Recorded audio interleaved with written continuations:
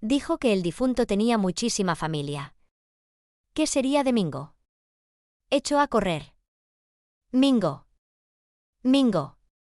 ¡Ey, Mingo!», gritó. La voz repercutió en todo el sitio. Notó que el sombrero se detenía. «Mingo». Alzó un brazo y corrió. El sol alargaba su sombra en el camino. «¿Qué era?», preguntó el otro, todavía a distancia. «Que vea, que tal vez Teresa se haiga muerto ya». «Yo toí por no llegar», explicó. «Bueno. Tal vez». Volvió a cerrarse la cara del otro y echaron a andar juntos. Al rato, con voz sorda, Mingo pidió: «Deme eso, entonces». Tino le pasó el resguardo. Y se sintió alegre, como quien hace un bien. «Entonces no me diga que le tiene miedo». Tino empezaba a sentirse molesto. Un cu, si no es eso. Es como que el corazón me da que está con alguno. Se la quita. ¿Quién y yo? El otro, con su media risa cortante, insinuó: «A usted le hiede la sangre». Tino era muy calmoso y no se ofendía fácilmente. «Vea, amigo, me tiro con el diablo, no digo yo, pero ¿y si ella se quiere con otro?». El compañero hablaba sordamente. «Yo no más por la mujer que me gusta peleo». «Usted como que tiene la sangre liviana», comentó Tino. «Ello sí», aprobó su amigo.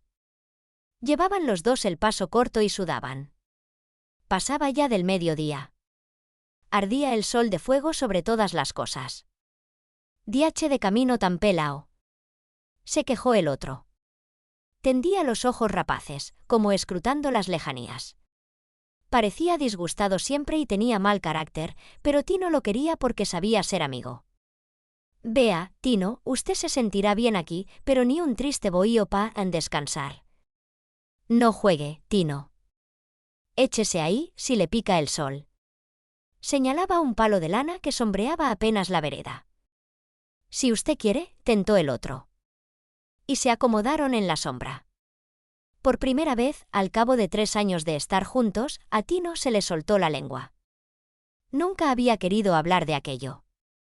Además, su amigo no era gente de oír, le ayudaba si tenía mucho trabajo, le hacía tisanas si enfermaba, pero al tiempo de atender se resbalaba como los sagos. El amigo endurecía los ojos a medida que Tino hablaba. Con ellos fijamente clavados en el polvo del camino, las manos colgando entre las rodillas y el sombrero boca arriba, en la tierra, Tino lo veía inmóvil, impasible. Cuando Tino dijo que había salido por no matarlo un día, porque eso era como echarse encima al demonio, el otro le interrumpió. «¿Y qué tenía él más que usted?». «¿Y no le dije ya», explicó, «que su hermano era sargento? Por eso andaba comprometiendo a la gente, porque él, como hombre, no sirve». Pero se sentía apoyado con el hermano, figúrese, sargento. Entonces el otro, sin decir nada, pero con el rostro apesarado, como si de pronto se hubiera despojado de aquella sonrisa cortante, de aquellos ojos duros, de aquellos pelos crespos, de todo lo que lo hacía torvo e intratable, empezó a meterse una mano bajo la camisa, por el pecho. No miraba, no respiraba. Pareció encontrar lo que buscaba, dio un tirón y tornó a sacar la mano. La fue abriendo lentamente. Tino vio una diminuta saqueta negra en la palma, con 2 hilos recién rotos. Mordiéndose los finos labios, el otro habló. «Vea, me lo consiguió en Barahona un papabocó, y dende que lo tengo ando seguro. El que anda con eso, ni lo ve enemigo ni lo corta cuchillo ni le da bala». «Júrelo». Tino dijo.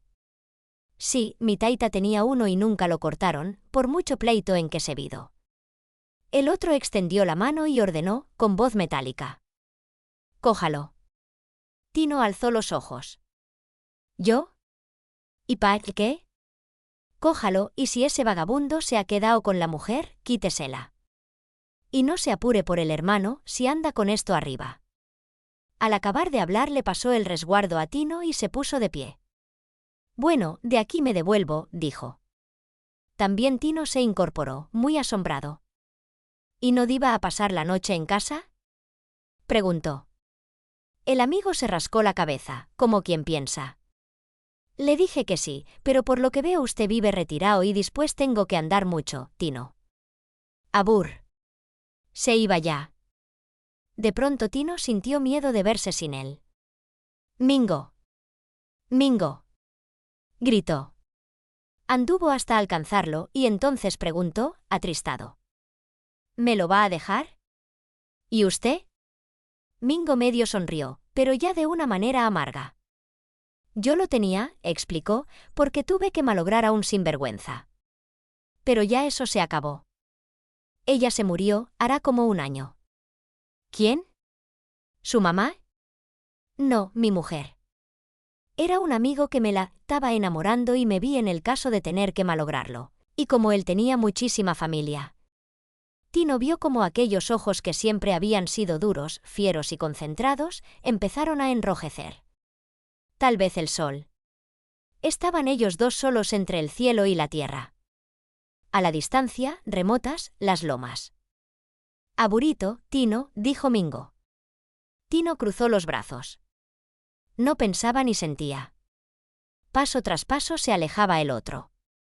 El camino tenía un declive ligero y lo vio irse hundiendo en él, como si le hubieran estado cortando las piernas poco a poco. De pronto tendió los ojos y se vio solo. Dejó caer la mirada en la sombra del palo de lana, tornó a ver el camino. Ya apenas el negro sombrero de Mingo sobrevivía al hundimiento. Ahora iría a su lugar sin el resguardo. De confianza, a alguna finca. Los demás presos me miraban con asombro. El penal estaba en pleno campo. Al atardecer veíamos, por las rejas, el sol que enrojecía en las lomas. El silencio se hacía dueño del lugar. A veces sonaban voces de soldados o ladridos de perros. Piloncito me llamó una noche. Era tarde, casi de madrugada. Me dijo que se sentía en trance de muerte y que me estaba muy agradecido. No te apures, Piloncito, que lo que yo he hecho por ti lo harás tú mañana por mí. No, doctor, yo no lo haré por usted, yo no me paro ya. Parecía tranquilo. Su rostro redondo, sus ojos de becerro, su frente estrecha y hasta su risa de muerto habían cobrado cierta dulce serenidad. Paz era lo que respiraba aquella cara descolorida. Sujetando mis dos manos con las suyas toscas, me hablaba suavemente de su mamá, de su vida libre. Se le confundían las ideas. De pronto se agarró el lado derecho y volvió a gemir. Tenía el hígado abultado y endurecido. Quíteme este dolor, por Dios, quítemelo. Se quejaba. Un preso despertó. Concho, Piloncito, usted no deja dormir a la gente. Acábese de morir que no embrome más. Piloncito levantó la cabeza. Vi sus ojos cobrar una dureza ignorada, brillar como llamas, vi todo su rostro llenarse de pasión. «¡Maldecío!», gritó. «¡Maldecío! Espero en Dios verte peor». Resoplaba cuando se dejó caer de nuevo. «Quíteme este dolor, por su madre, doctor. Quítemelo». Se retorcía y babeaba. «Aguanta con valor, Piloncito, que ya está al venir tu confianza». Entre quejidos respondió. «No, esa no viene, yo no soporto, doctor». «Sí, viene, mentí», me lo aseguró el teniente hoy, lo había olvidado. Se animó un tanto. «¿Usted cree? ¿Será verdad?» «Sí, Piloncito». Debía estar cerca el amanecer. Oía el inconfundible paso del centinela, chas, chas, chas, chas. Piloncito soportaba. Lo veíamos preso en las garras del implacable paludismo, sin tener cómo defenderle, sin quinina, sin cabrita para tisanas. Seguía cada vez peor. Vomitaba bilis y no podía sostenerse en pie. Un domingo, a media tarde, estaba bregando con él. Lo llevaba a cumplir una necesidad. Iba quejándose, ya casi sin voz, y los pies se le enredaban. De pronto oímos la voz del teniente. «Piloncito». Ya tengo casi conseguida su confianza. Por sobre mi hombro se torció Piloncito. Mostraba su sonrisa de idiota, rodeada de barba. Extendió una mano y quiso hablar. Yo sentía su corazón golpeando por debajo de la burda ropa. ¿verdad?, preguntó. Miraba con expresión de incrédulo y su rostro empezó a cobrar apariencia infantil. Se le relajaban a toda prisa las facciones. Yo sentía que se desforzaba. «Piloncito. Piloncito», grité. Él quiso sonreír, pero solo hizo una mueca. De súbito golpeó mi hombro con su barba, dejó caer los brazos y dobló las piernas. Le oíamos gemir. «Mi confianza, mi confianza». Algunos corrieron. Murmuró algo más, ya en el suelo, pero no le entendimos. Después espumeó por las comisuras de los labios y de pronto sobre sus ojos pardos pareció pasar humo. Destinaron 2 presos para hacer la fosa y 4 para llevar el ataúd. Propiamente no era ataúd, sino un cajón de madera grosera, sin cepillar y sin pintar. Le quedaba holgado a Piloncito.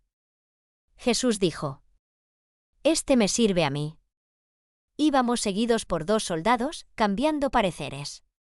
Camungi, donde estaba el cementerio de la prisión, era un cerrito apartado. Había allí una iglesia de cemento. La luna aumentaba los relieves del ataúd y de los hombres. Los perros alborotaban al vernos. Un soldado se quejó.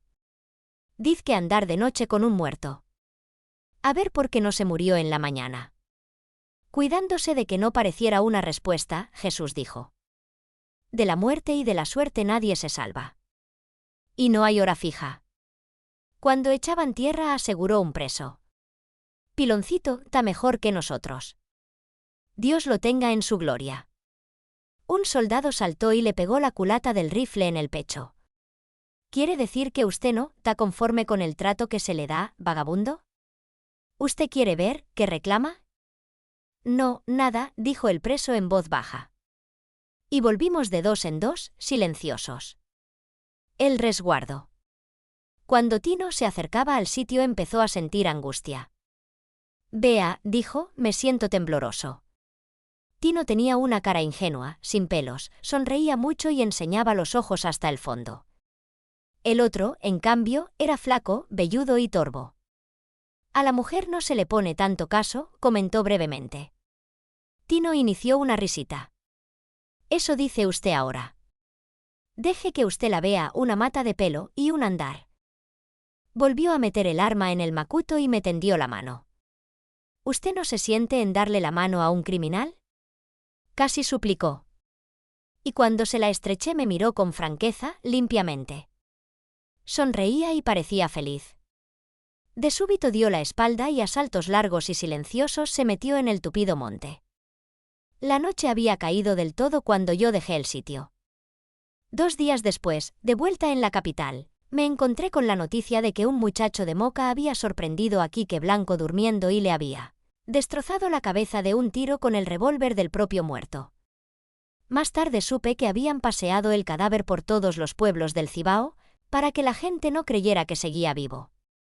Vivo, estuvieron persiguiéndolo con rabiosa saña; muerto, se regodean sobre sus restos y mienten descaradamente. Pero yo sé la verdad, la única verdad de esa vida empujada al crimen, la única verdad de esa muerte realizada con heroica frialdad. Es esa que he dicho. Desafío al más osado a que me contradiga. Piloncito. Piloncito estaba en la cárcel porque mató a una mujer, pero a juzgar por su presencia, era incapaz de una rebeldía. Todos hacían burla de su figura de sapo y de sus ojos de becerro. Él jamás se incomodaba. Si acaso, sonreía con una helada sonrisa de muerto. Los presos viejos se ensañaban. «Piloncito, no comas mangos, que te mueres. Piloncito, cuando salga de aquí voy a gestionar tu libertad». Piloncito mostraba sus dientes grandes y amarillos.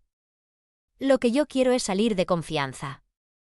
Toda su aspiración estaba en que lo sacaran de allí, en que lo enviaran a otra cárcel o a una finca de algún capitán. Tenía un miedo horrible al lugar y cuando le daban fiebre suplicaba con voz lastimera: «No me dejen solo, por amor de Dios, no me dejen solo». En la prisión de La Vega, antes de que lo condenaran, oía decir: «Se murió fulano en Nigua. El que está grave en Nigua es Zutano». En los días de la sentencia rezaba a la Virgen de la Altagracia para que no lo mandaran a Nigua. Así, cuando oyó al secretario leer: A cumplir condena de 15 años de trabajos forzados en la penitenciaría de Niwa, cayó al suelo desmayado y hubo que sacarlo cargado del tribunal. Piloncito estaba enfermo. Su color pálido, como traslúcido, había dejado paso al rojo de la fiebre. Temblaba, se quejaba. Piloncito era rechoncho, con la cara redonda y la frente estrecha. Acostado en su hamaca, parecía un cerdo. A medianoche me llamó en voz baja. Yo puse oído al paso del centinela. Yo me muero, lamentó Piloncito, y mi mamá se va a quedar sin apoyo. No te apures, Piloncito, que tú mejorarás. Movía la cabeza diciendo que no. Sus ojos pardos iban y venían llenos de terror. El mundo aquí dice que yo no salgo vivo. Mentira, Piloncito, yo te aseguro que no te mueres. ¿Usted sabe de medicina? Sí, Piloncito, yo soy doctor. Tornó a quejarse. Se cogía el vientre con las cortas manos. Ahí viene el centinela, doctor, váyase. Por no prolongar la mentira, le dije. No me digas doctor. No me conviene que lo sepan. Piloncito tenía ya 3 días enfermo. A ratos alguno se acordaba de él y ya era frecuente, en el trabajo, oír esta pregunta.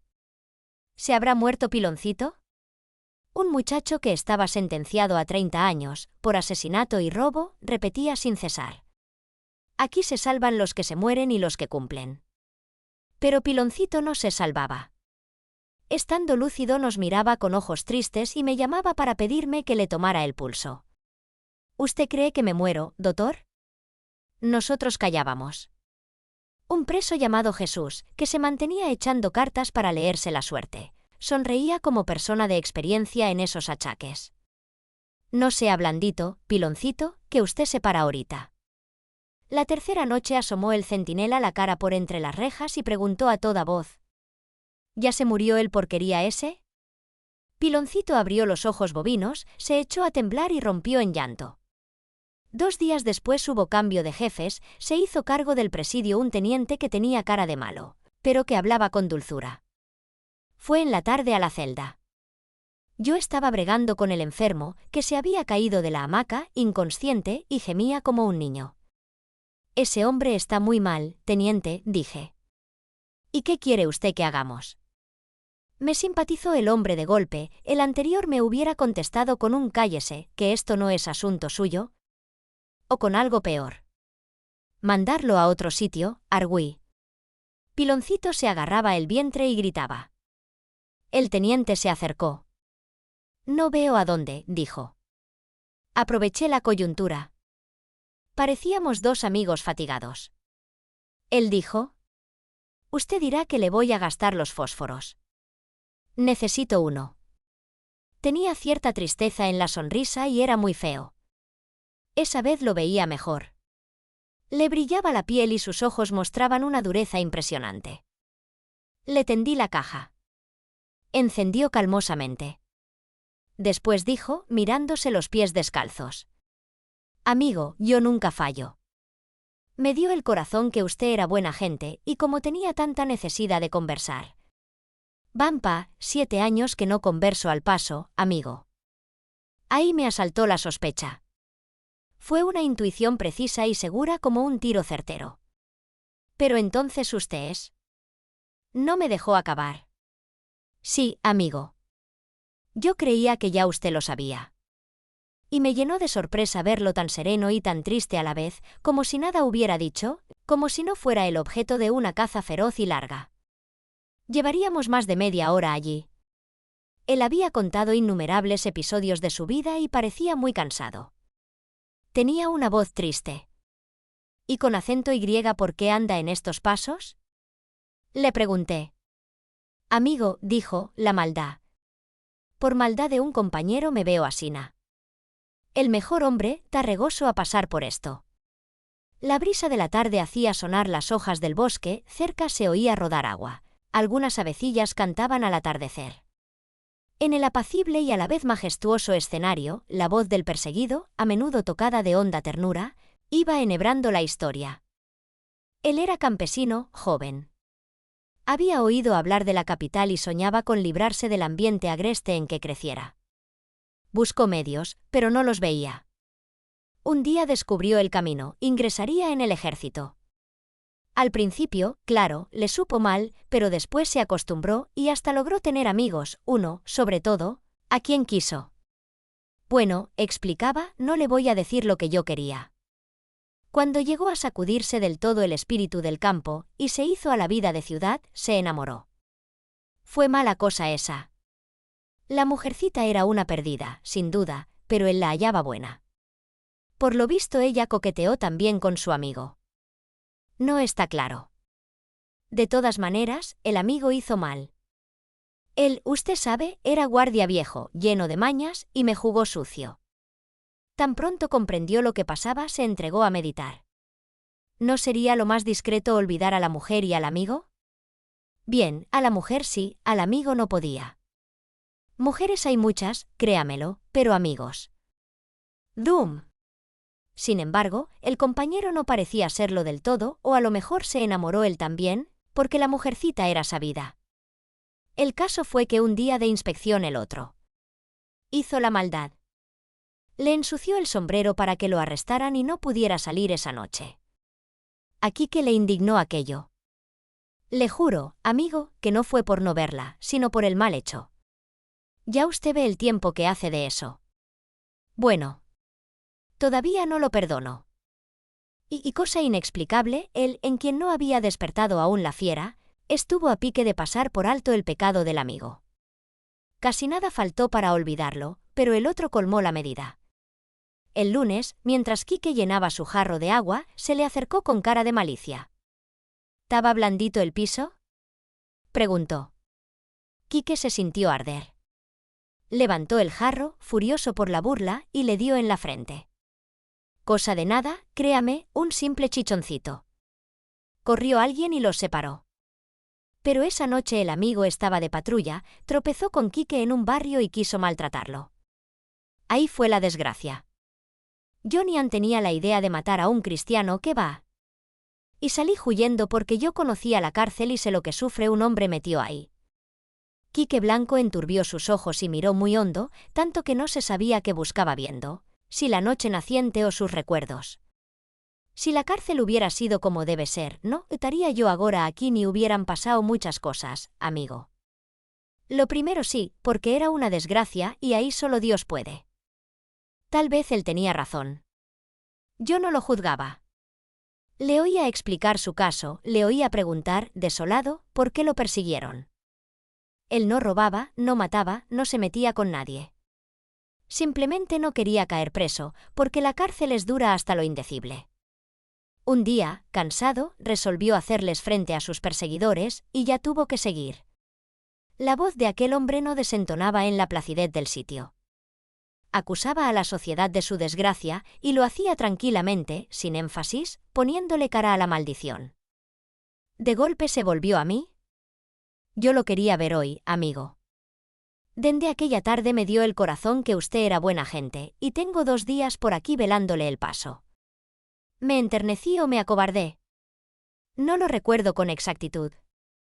¿Sí que le dije? Mande, Quique.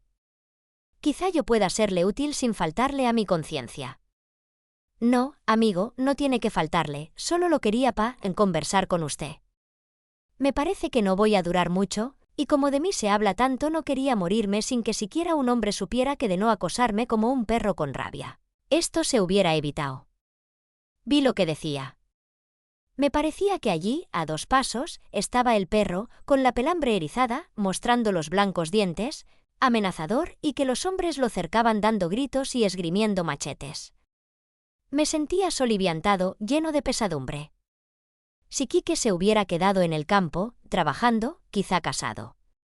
Pero se metió a guardia y aprendió a ser rudo. Él lanzaba manotadas matándose los mosquitos y los mimes que le comían las piernas. Torné a verlo. Ni miraba ni se movía. Negro, triste y perseguido. No piense mal, Quique. ¿Por qué va a morirse usted? Es que tengo que morirme, amigo.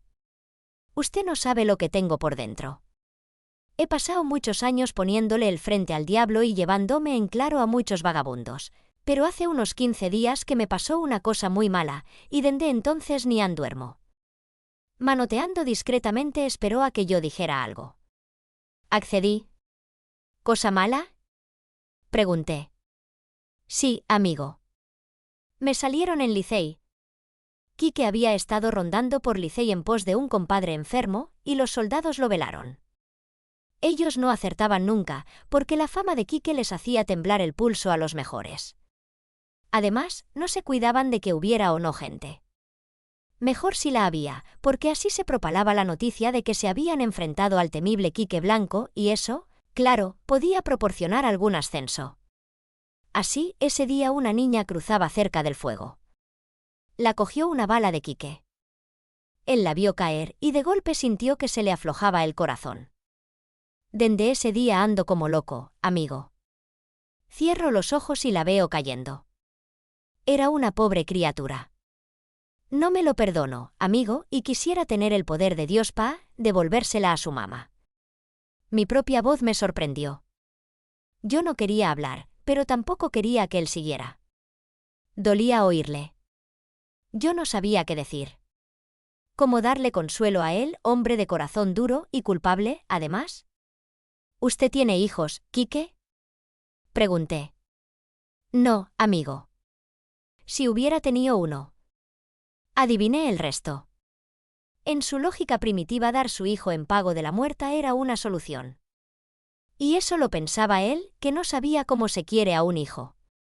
Sin duda la sociedad malogró en Quique Blanco un espíritu delicado. Moví la cabeza para verle. Durante unos segundos inacabables se mantuvo con la vista alta, como tratando de ver el cielo. Le observé y comprendí, estaba haciendo esfuerzos para que no le saliera una lágrima. Me sentí yo también culpable, responsable de su tragedia. Le cogí una mano. Quique, dije, no tema. Usted morirá hoy, mañana, dentro de un año, dentro de 100. Pero usted sabe que no es malo, y eso basta. Usted sabe que no quiso matar a esa niña.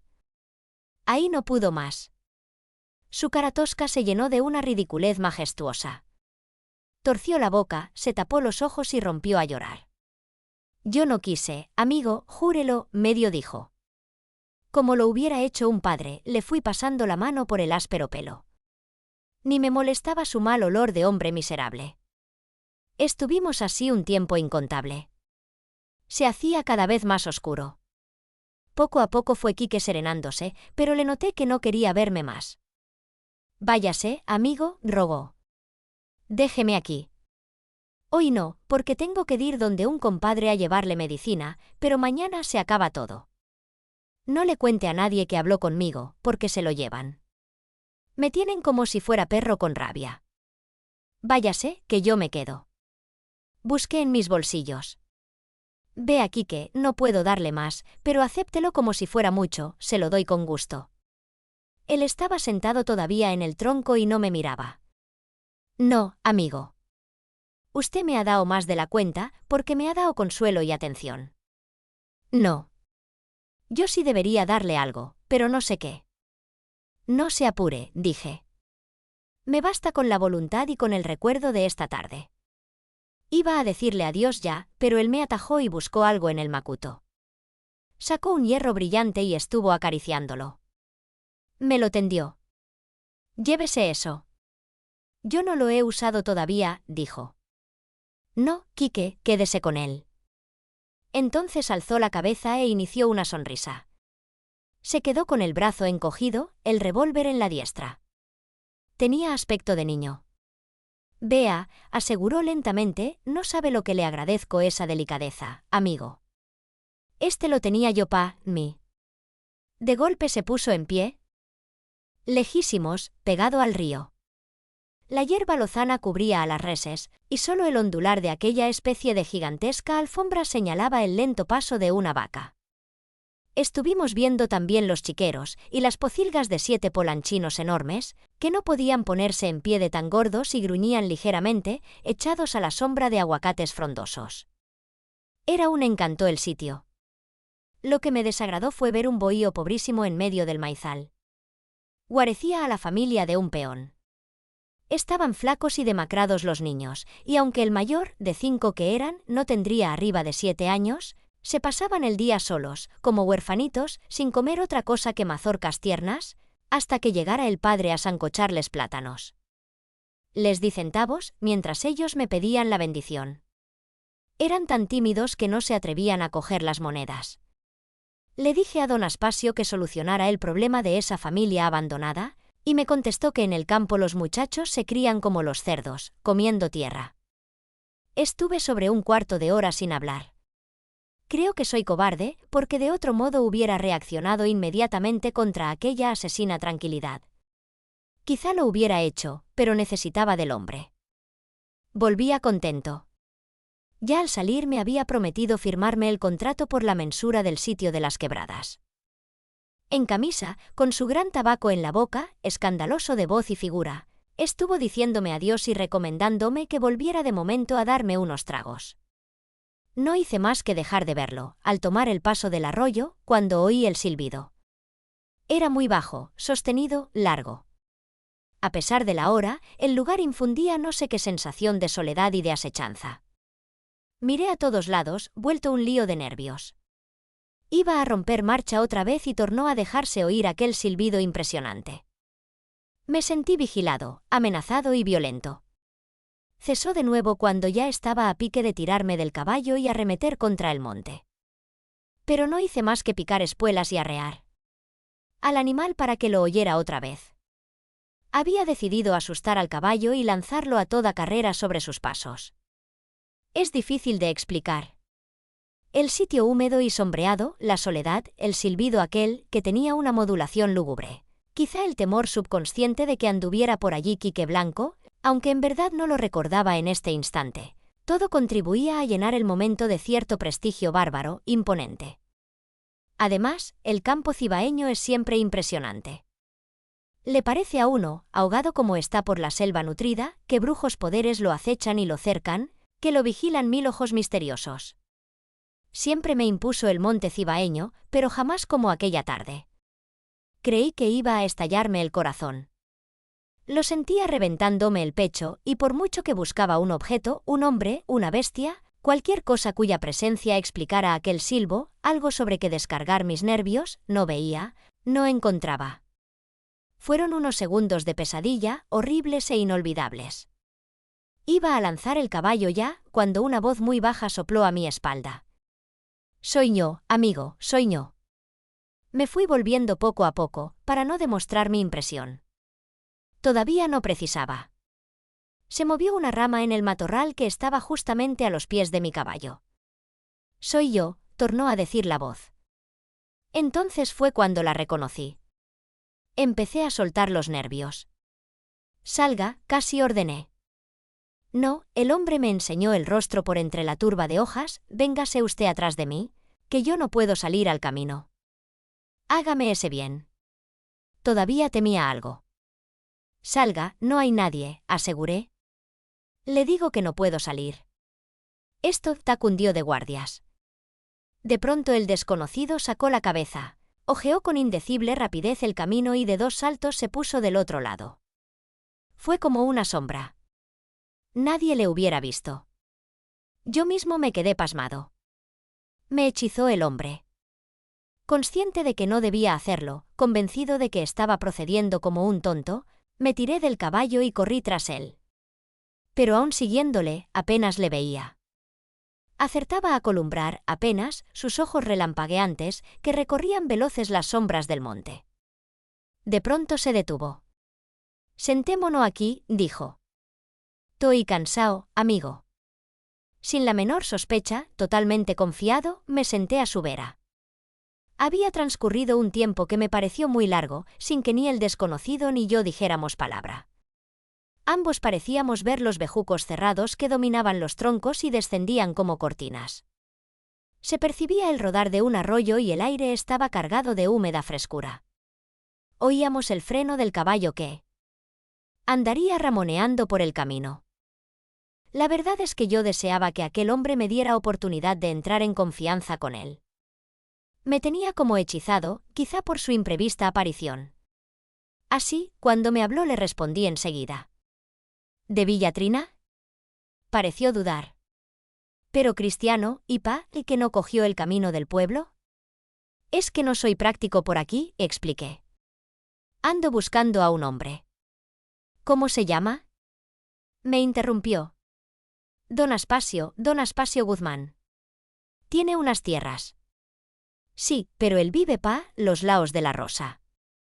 Eso es por hincha, amigo. ¿Estás seguro? Hace 2 días que ando averiguando. Estaba pensando que me ayudaba el destino, que aquel hombre había sido puesto allí para que me dijera eso. Nada más. Pero hubo un ruido en el monte, como de pasos, como de carreras. Rápido, el hombre se tiró tras las patas de mi caballo. «Cállese. Cállese», ordenó en un soplo. Sentí la amenaza de su voz. Era impresionante y baja. Esperé. Nada. El silencio había tornado.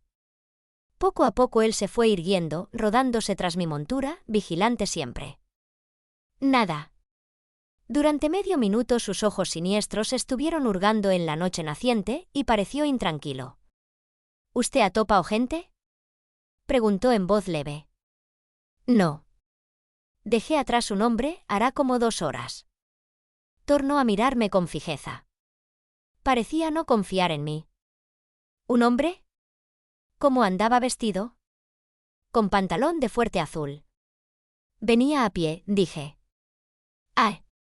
Juraría que se le entristecieron los ojos. Despegó la mano del caballo. Bueno, amigo, empezó, yo me voy, tengo mucho que andar. ¿Usted no tendrá algo pa'l camino? ¿Cómo no? Por aquí debe aparecer algo. Un momento. En el fondo del bolsillo se me había enredado la mano con lápices, llaves, papeles, y ya había pescado 2 monedas de a 10 cuando oí al hombre rogar, con un tono distinto al que había usado. Hágame un bien, amigo, si lo pechan y le preguntan que si vido un hombre asina, como yo, diga que no. Es un bien que usted va a hacer. Diga que no y usted verá que no le pesa. Me miraba con ojos amargos mientras yo ponía las monedas en su mano. Me dio tristeza. Diré que no, júrelo, aseguré. Él quiso sonreír, pero no pudo. Dijo simplemente. Vea, Dios le ha de pagar eso. Y casi sin terminar la frase se sumergió en el monte, fundiéndose con la negrura de la noche, que avanzaba lentamente. En el parque, en las casas de familia, en los grupos que jugaban dominó llenando las puertas de las pulperías, la gente del pueblo no sabía hablar de otra cosa. Sí, pasó anoche por aquí. Dicen que se metió por un cacautal que está del otro lado de Arroyo Cano. Una vieja que lo vio asegura que va herido. Inocente como era, apenas entendía, hasta que alguien me explicó. Quique Blanco, que vino de Puerto Plata para acá hace 3 días. ¿Quique Blanco? Unjú. Antier tarde, dijo un tercero, se tiró con un sargento en Licey y mató a una muchachita que atravesaba. Yo me quedé confundido. Para mí Quique Blanco había cruzado la frontera muchos meses atrás. Hacía 8 años que tenía en jaque a todo el Cibao. Se presentaba de improviso en Santiago, desaparecía y al otro día abaleaba a un soldado en Salcedo. Nadie supo cómo se las arreglaba para recorrer distancias tan largas. Se dijo que era brujo, que cuando lo quería se hacía invisible. Se le temía como a un dios implacable.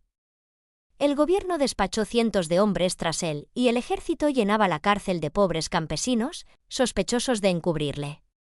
Nada. Mandaron a Número Mayor, un sargento famoso en la persecución de criminales, jamás volvió Número Mayor. Se tuvo el soplo de que Quique iba a dormir a un ranchón de tabaco, y un grupo le cogió el nidal desde el atardecer. A medianoche resonó un tiro que le destrozó la cabeza a uno de los perseguidores, y se oyó tronar arriba, entre las pacas de tabaco, la voz impresionante de Quique Blanco.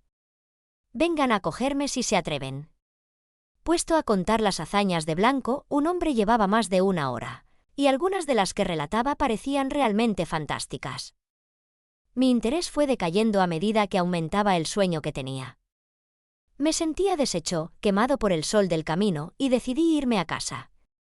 Al levantarme no me acordaba de Quique Blanco, me preocupaban mis asuntos y tras ellos andaba. Hasta que 3 días después, con el sol de caída, volvía a Moca. Me sentía alegre. Era un gran tipo aquel don Aspasio, tan gritón y tan hospitalario. Estuvo enseñándome tablones de plátanos, de yucas, de frijoles, de piñas. Me llevó al potrero. Sintió que algo le sujetaba el cabello, que le amarraban la cabeza. Pensó: en cuanto esto pase siembro batata. Veía el maíz metido bajo el agua sucia. Hincaba las uñas en el pecho del nieto. Virgen Santísima. Seguía ululando el viento y el trueno rompía los cielos. Se le quedó el cabello enredado en un tronco espinoso. El agua corría hacia abajo, arrastrando bohíos y troncos. Las ánimas gritaban, enloquecidas: todavía falta, todavía falta. Son 2 pesos, 2 pesos de agua. Son 2 pesos de agua. La verdad, nadie se explica por qué el matador de Quique Blanco ha rechazado las proposiciones que se le han hecho, por qué se niega a que lo retraten. Un periodista dijo que era muy humilde, y se cuenta que se avergonzó cuando quisieron hacerle un regalo digno de su hazaña. Ayer oí contar otra vez la historia. Refiere que el muchacho, un jipato de las vueltas de Moca, aprovechó un corto sueño de Quique, le arrebató el revólver y le destrozó la cabeza. Hay quien asegura que entre las víctimas de Quique figuró el padre de su matador, que éste solo quiso vengarse y que por eso rechaza la notoriedad que le ha dado el suceso. Yo aseguro que no hay tal cosa. La verdad, la absoluta verdad de los hechos la tiene una sola persona. Soy yo. Ahora la voy a hacer pública y desafío a que alguien pretenda desmentirme. Bajando de las vueltas de Villa Trina echaba mi caballo por veredas ahogadas entre matorrales. Eso ocurría en el mes de enero. Buscaba a don Aspasio Guzmán, a quien conocí en la capital y de quien tuve promesas de un contrato para medir sus propiedades. Él mismo me dijo que sus terrenos empezaban en el llano y que eran tantos que algunos de sus potreros trasponían las estribaciones primeras de la cordillera y caían por las vueltas de Conuco. Confieso que me entusiasmé. Lo que me estaba haciendo falta era un cliente de esa naturaleza. Y aunque estábamos un poco tragueados sentí que el hombre hablaba verdad. Él bebía escandalosamente. Era ancho y alto, con un vozarrón insufrible. Tomó más de la cuenta y se puso necio. Manoteaba como un energúmeno, increpaba a los sirvientes y se pelaba la garganta gritando vivas al gobierno. Estábamos en un sitio alegre. Don Aspasio llamó a una muchacha y ella no le hizo caso. Eso le enfureció y se levantó con evidentes intenciones de pegarle. Al tiempo de querer andar dio algunos traspiés y cayó de bruces. Se quejó un poco, lanzó palabrotas inaudibles. Nadie le hacía caso, ni él me lo hacía a mí, que lo removía invitándole a levantarse. Cuando me iba de allí, poco después, don Aspasio roncaba como un cerdo. Lo que anduve tras el hombre al día siguiente. No dejé hotel en que no le buscara. Lo describía minuciosamente.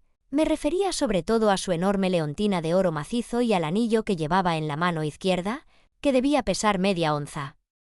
Nadie me dio noticia de don Aspasio, y como yo no estaba en condiciones de perder un cliente, aunque no tuviera el aspecto de campesino rico que tenía aquel, resolví irme a Moca y averiguar dónde vivía. Total, gastaría 6 o 7 pesos. Con ellos no podía ser más pobre y sin ellos no podía ser menos rico. Me encaminaron hacia Villa Trina. De allá bajaba aquella tarde plácida. Con el fresco de la hora parecía animarse mi montura. Como coloreada por un humo vago. Mecida por una brisa acariciante, la tarde disipaba mis preocupaciones y me infundía cierta paz. Hasta a silbar me puse. A trechos elevaba la cara.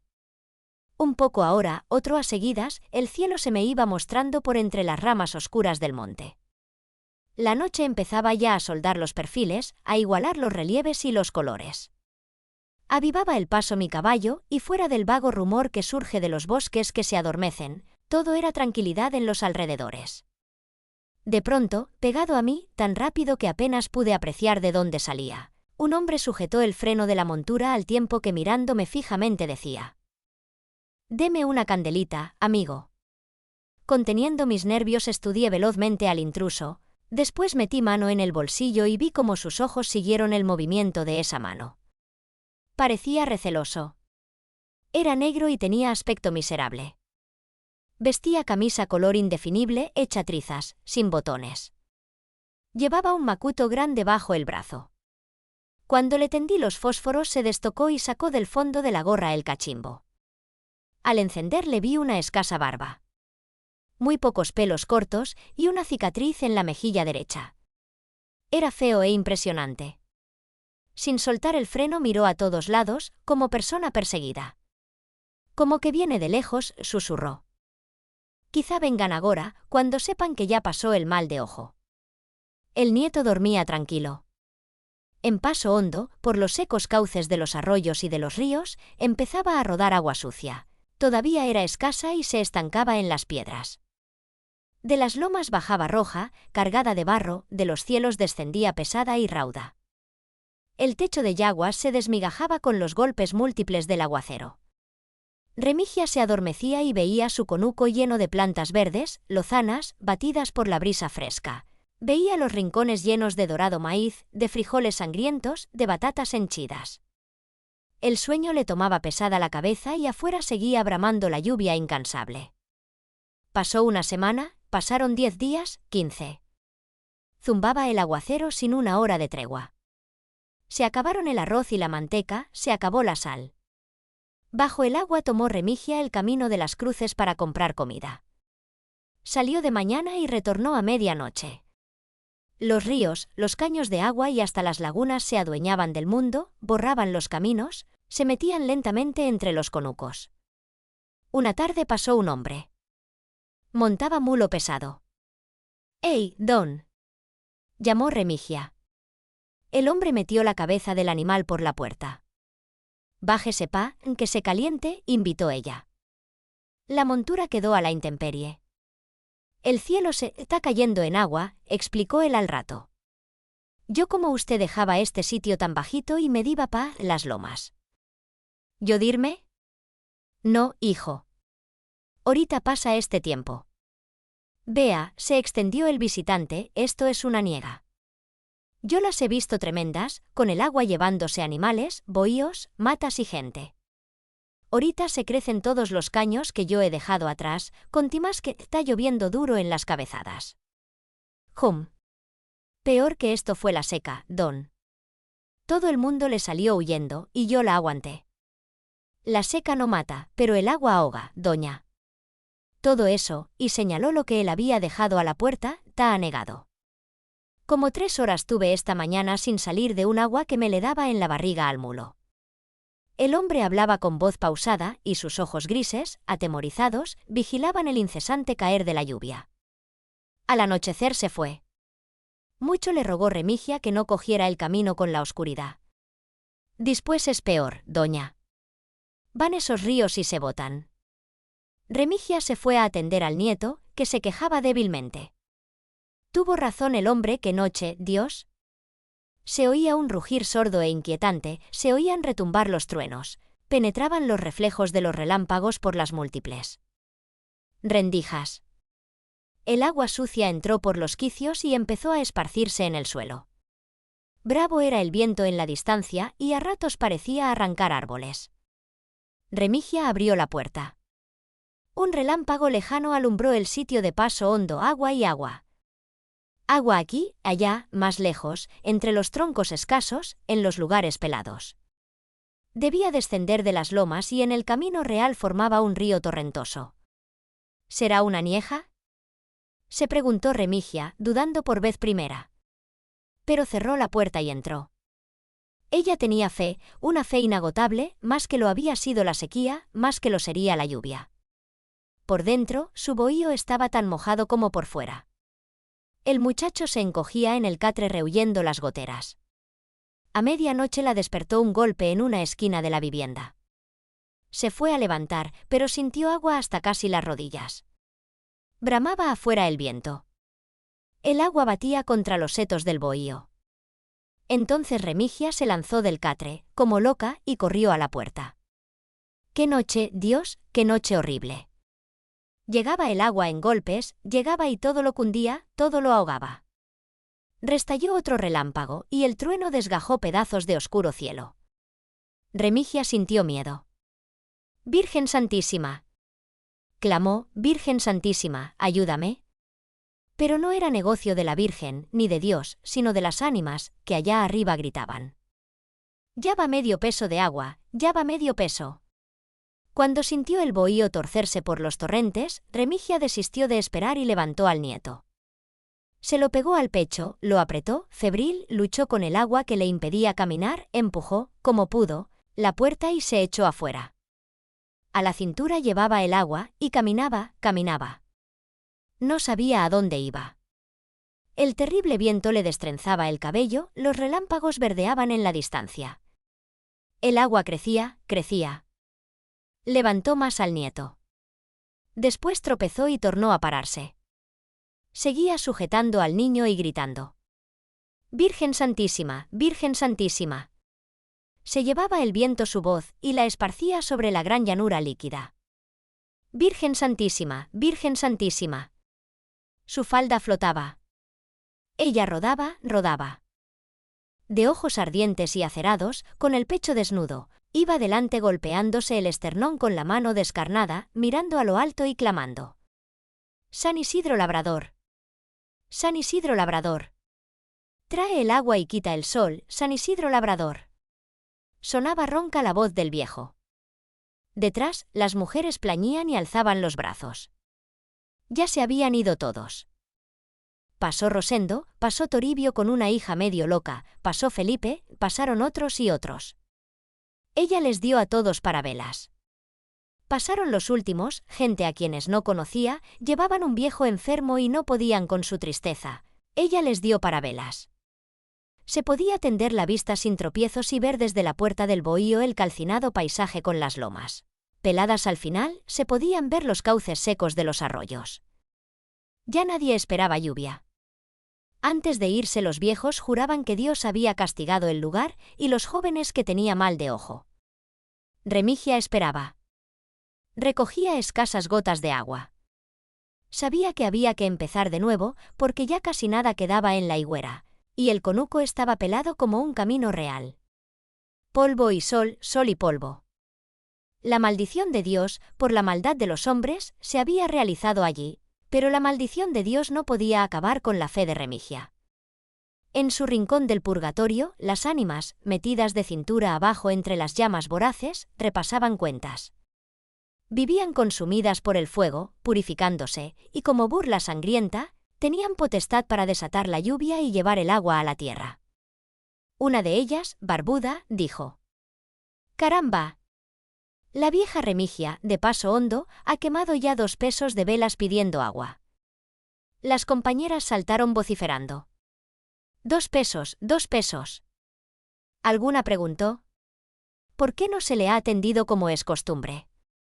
«Hay que atenderla», rugió una de ojos impetuosos. «Hay que atenderla», gritaron las otras. Se corrían la voz, se repetían el mandato. «Hay que mandar agua a Paso Hondo». 2 pesos de agua. 2 pesos de agua a Paso Hondo. 2 pesos de agua a Paso Hondo. Todas estaban impresionadas, casi fuera de sí, porque nunca llegó una entrega de agua a tal cantidad, ni siquiera a la mitad, ni aún a la tercera parte. Servían una noche de lluvia por 2 centavos de velas, y cierta vez enviaron un diluvio entero por 20 centavos. 2 pesos de agua a Paso Hondo. Rugían. Y todas las ánimas del purgatorio se escandalizaban pensando en el agua que había que derramar por tanto dinero, mientras ellas ardían metidas en el fuego eterno, esperando que la suprema gracia de Dios las llamara a su lado. Abajo, en Paso Hondo, se nubló el cielo. Muy de mañana Remigia miró hacia oriente y vio una nube negra y fina, tan negra como una cinta de luto y tan fina como la rabiza de un fuete. Una hora después inmensas lomas de nubes grises se apelotonaron, empujándose, avanzando, ascendiendo. 2 horas más tarde estaba oscuro como si fuera de noche. Llena de miedo, con el temor de que se deshiciera tanta aventura, Remigia callaba y miraba. El nieto seguía en el catre, calenturiento. Estaba flaco, igual que un sonajero de huesos. Los ojos parecían salirle de cuevas. Arriba estalló un trueno. Remigia corrió a la puerta. Avanzando como caballería rabiosa, un frente de lluvia venía de las lomas sobre el bohío. Ella sonrió de manera inconsciente, se sujetó las mejillas, abrió desmesuradamente los ojos. Ya estaba lloviendo. Rauda, pesada, cantando broncas canciones, la lluvia llegó hasta el camino real, resonó en el techo de yaguas. Saltó el bohío, empezó a caer en el conuco. Sintiéndose arder, Remigia corrió a la puerta del patio y vio descender, apretados, los hilos gruesos de agua. Vio la tierra adormecerse y despedir un vaho espeso. Se tiró afuera, radiosa. Yo sabía, yo lo sabía, yo lo sabía. Gritaba a voz en cuello. Lloviendo, lloviendo. Clamaba con los brazos tendidos hacia el cielo. Yo sabía. De pronto penetró en la casa, tomó al niño, lo apretó contra su pecho, lo alzó, lo mostró a la lluvia. Bebe muchacho, bebe, hijo mío. Mira agua, mira agua. Y sacudía al nieto, lo estrujaba, parecía querer meterle dentro el espíritu fresco y disperso del agua. Mientras afuera bramaba el temporal, soñaba adentro Remigia. Ahora, se decía, en cuanto la tierra se ablande, siembro batata, arroz tresmesino, frijoles y maíz. Todavía me quedan unos cuartitos con que comprar semillas. El muchacho se va a sanar. Lástima que la gente se haya ido. Quisiera verle la cara a Toribio, a ver qué pensaría de este aguacero. Tantas rogaciones, y solo me van a aprovechar a mí. Se presentó aquella sequía. Pasó un mes sin llover, pasaron 2, pasaron 3. Los hombres que cruzaban por delante de su bohío la saludaban diciendo: «Tiempo bravo, Remigia». Ella aprobaba en silencio. ¿Acaso comentaba? «Prendiendo velas a las ánimas pasa esto». Pero no llovía. Se consumieron muchas velas y se consumió también el maíz en los tallos. Se oían crujir los palos, se veían enflaquecer los caños de agua, en la pocilga empezó a endurecerse la tierra. A veces se cargaba el cielo de nubes, allá arriba se apelotonaban manchas grises, bajaban de las lomas vientos húmedos que alzaban montones de polvo. Esta noche si llueve, Remigia, aseguraban los hombres que cruzaban. Por fin. «Va a ser hoy», decía una mujer. «Ya está casi cayendo», confiaba un negro. La vieja Remigia se acostaba y rezaba, ofrecía más velas a las ánimas y esperaba. A veces le parecía sentir el roncar de la lluvia que descendía de las altas lomas. Se dormía esperanzada, pero el cielo amanecía limpio como ropa de matrimonio. Comenzó la desesperación. La gente estaba ya transida y la propia tierra quemaba como si despidiera llamas. Todos los arroyos cercanos habían desaparecido, toda la vegetación de las lomas había sido quemada. No se conseguía comida para los cerdos, los asnos se alejaban en busca de mallas, las reses se perdían en los recodos, lamiendo raíces de árboles. Los muchachos iban a distancia de medio día a buscar latas de agua, las gallinas se perdían en los montes, en procura de insectos y semillas.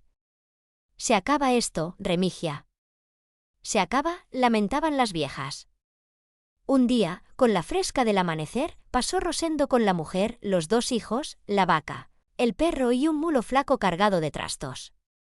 «Yo no aguanto, Remigia, a este lugar le han hecho mal de ojo». Remigia entró en el bohío, buscó 2 monedas de cobre y volvió.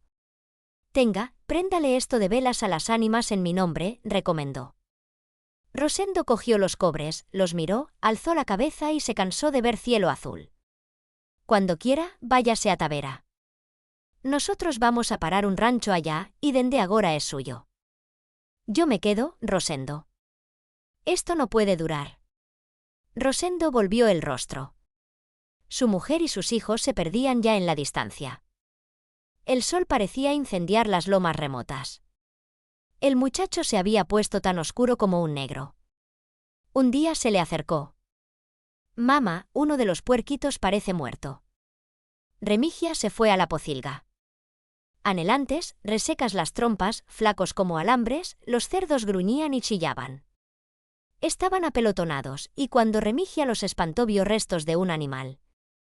comprendió, el muerto había alimentado a los vivos. Entonces decidió ir ella misma en busca de agua para que sus animales resistieran. Echaba por delante el potro bayo, salía de madrugada y retornaba a mediodía. Incansable, tenaz, silenciosa, Remigia se mantenía sin una queja. Ya sentía menos peso en la higuera, pero había que seguir sacrificando algo para que las ánimas tuvieran piedad. El camino hasta el arroyo más cercano era largo, ella lo hacía a pie, para no cansar la bestia. El potro bayo tenía las ancas cortantes, el pescuezo flaco y a veces se le oían chocar los huesos. El éxodo continuaba. Cada día se cerraba un nuevo bohío.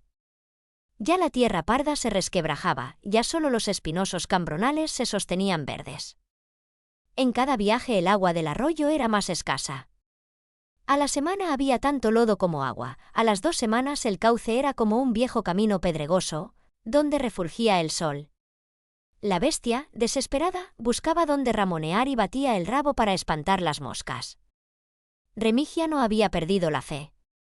Esperaba las señales de lluvia en el alto cielo. «¡Ánimas del purgatorio!», clamaba de rodillas. «Ánimas del purgatorio, nos vamos a morir achicharrados si ustedes no nos ayudan». Días después el potro bayo amaneció tristón e incapaz de levantarse. Esa misma tarde el nieto se tendió en el catre, ardiendo en fiebre. Remigia se echó afuera. Anduvo y anduvo, llamando en los distantes bohíos, levantando los espíritus. «Vamos a hacerle un rosario a San Isidro», decía. «Vamos a hacerle un rosario a San Isidro», repetía. Salieron una madrugada de domingo. Ella llevaba el niño en brazos. La cabeza del muchacho, cargada de calenturas, pendía como un bulto del hombro de su abuela. 15 o 20 mujeres, hombres y niños desarrapados, curtidos por el sol, entonaban cánticos tristes, recorriendo los pelados caminos. Llevaban una imagen de la Altagracia, le encendían velas, se arrodillaban y elevaban ruegos a Dios. Un viejo flaco, barbudo, tenía los dedos engarfiados en el pescuezo de su marido. Este comenzó por cerrar los ojos, abría la boca y le subía la sangre al rostro. Ella no supo qué sucedió, pero cerca, junto a la puerta, estaba la piedra, una piedra como lava, rugosa, casi negra, pesada. Sintió que le nacía una fuerza brutal. La alzó. Sonó seco el golpe. Kiko soltó el pescuezo del otro, luego dobló las rodillas, después abrió los brazos con amplitud y cayó de espaldas, sin quejarse, sin hacer un esfuerzo. La tierra del piso absorbía aquella sangre tan roja, tan abundante. Chepe veía brillar la luz en ella. La mujer tenía las manos crispadas sobre la cara, todo el pelo suelto y los ojos pugnando por saltar. Corrió. Sentía flojedad en las coyunturas. Quería ver si alguien venía. Pero sobre la gran carretera muerta, totalmente muerta, solo estaba el sol que la mató. Allá, al final de la planicie, la colina de arenas que amontonaron los vientos. Y cactos, embutidos en el acero. 2 pesos de agua. La vieja Remigia sujeta el aparejo, alza la pequeña cara y dice: «Dele ese rial fuerte a las ánimas pa' en que llueva, Felipa». Felipa fuma y calla. Al cabo de tanto oír lamentar la sequía levanta los ojos y recorre el cielo con ellos. Claro, amplio y alto, el cielo se muestra sin una mancha. Es de una limpieza desesperante. Y no se ve ni en señal de nube, comenta. Baja entonces la mirada. Los terrenos pardos se agrietan a la distancia. Allá, al pie de la loma, un bohío. La gente que viva en él, y en los otros, y en los más remotos, estará pensando como ella y como la vieja Remigia. Nada de lluvia en una sarta bien larga de meses. Los hombres prenden fuego a los pinos de las lomas. El resplandor de los candelazos chamusca las escasas hojas de los maizales. Algunas chispas vuelan como pájaros, dejando estelas luminosas, caen y florecen en incendios enormes, todo para que ascienda el humo a los cielos. Para que llueva. Y nada. Nada. Nos vamos a acabar, Remigia, dice. La vieja comenta. Pa, lo que nos falta. La sequía había empezado matando la primera cosecha. Cuando se hubo hecho larga y le sacó todo el jugo a la tierra, les cayó encima a los arroyos. Poco a poco los cauces le fueron quedando anchos al agua. Las piedras surgieron cubiertas de lamas y los pececillos emigraron corriente abajo. Infinidad de caños acabaron por agotarse, otros por tornarse lagunas, otros lodazales. Sedientos y desesperados, muchos hombres abandonaron los conucos, aparejaron caballos y se fueron con las familias en busca de lugares menos áridos. La vieja Remigia se resistía a salir. Algún día caería el agua, alguna tarde se cargaría el cielo de nubes, alguna noche rompería el canto del aguacero sobre el ardido techo de yaguas. Desde que se quedó con el nieto, después que se llevaron al hijo en una parihuela, la vieja Remigia se hizo huraña y guardadora. Pieza a pieza fue juntando sus centavos en una higuera con ceniza. Los centavos eran de cobre. Trabajaba en el conuquito, detrás de la casa, sembraba maíz y frijoles. El maíz lo usaba en engordar los pollos y los cerdos, los frijoles servían para la comida. Cada 2 o 3 meses reunía los pollos más gordos y se iba a venderlos. Cuando veía un cerdo mantecoso, lo mataba, ella misma detallaba la carne y de las capas extraía la grasa. Con esta y con los chicharrones se iba también al pueblo. Cerraba el bohío, le encargaba a un vecino que le cuidara lo suyo, montaba al nieto en el potro bayo y lo seguía a pie. En la noche estaba de vuelta. Iba tejiendo su vida así, con el nieto colgado del corazón. «Pa, ti trabajo, muchacho», le decía. «No quiero que pases calores, ni que te vayas a malograr como tu taita». El niño la miraba. Nunca se le oía hablar y aunque apenas alzaba una vara del suelo, madrugaba con su machete bajo el brazo y el sol le salía sobre la espalda, limpiando el conuco. La vieja Remigia tenía sus esperanzas. Veía crecer el maíz, veía florecer los frijoles, oía el gruñido de sus puercos en la pocilga cercana.